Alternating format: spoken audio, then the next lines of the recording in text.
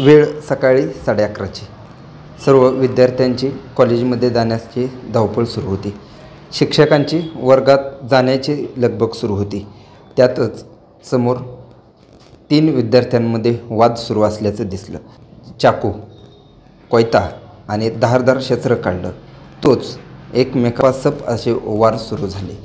शिक्षकांनाही काय कळायच्या आतमध्ये एका विद्यार्थ्याच्या गळ्यावरती कोयत्याने वार केला आणि शिक्षक व शिपाई त्याकडे धावत गेले, तर त्यामध्ये एका विद्यार्थ्याच्या गळ्यामध्ये कोयता अडकल्याचे दृश्य दिसले।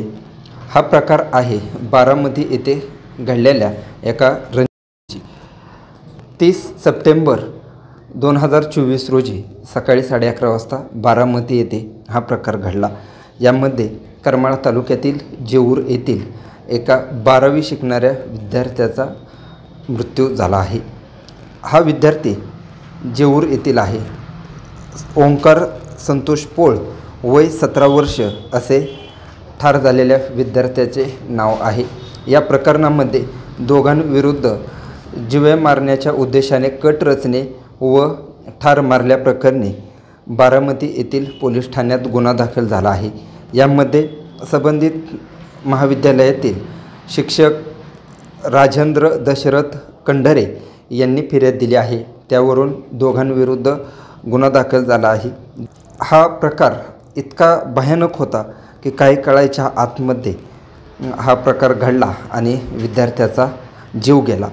संबंधित जखमी अवस्थेतील विद्यार्थी हा रक्ताच्या थारोळ्यात सापडलेला होता।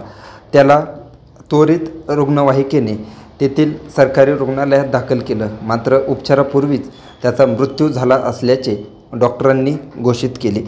त्यानंतर 2 पकडले आहे। त्यामध्ये या गुन्ह्याची हकीकत अशी आहे, 30 तारखेला सकाळी 11 वाजता ते 2 विद्यार्थी म्हणजे जे गुन्हा दाखल झालेले 2 विद्यार्थी आहेत आणि त्यानंतर संबंधित जो विद्यार्थी ठार झाला तो विद्यार्थी यांच्यामध्ये काहीतरी वाद असल्याचे निदर्शनास आले। त्यानंतर ते दोघेही जो विद्यार्थी ठार झाला त्याला खाली पाडून मारत असल्याचे दिसले। त्यानंतर ते दोघेही ते भांडण सोडवण्याच्या दृष्टीने गेले, तेव्हा त्यातील एका संशयित आरोपीने हातातील कोयता आणि चाकूने त्याच्या गळ्यावरती वार केले। त्यानंतर जे शिक्षक आणि शिपाई हा वाद सोडवण्यासाठी गेले त्याच्या देखील ते अंगावर धावून गेले, मात्र काही वेळातच त्यांनी एकाला पकडले। तो विद्यार्थी जखमी अवस्थेत होता, त्याला रुग्णालयात नेण्यासाठी रुग्णवाहिका बोलवली आणि रुग्णवाहिकेने रुग्णालयात नेले। त्यावेळी विद्यार्थी रक्ताच्या थारोळ्यात सापडलेला होता।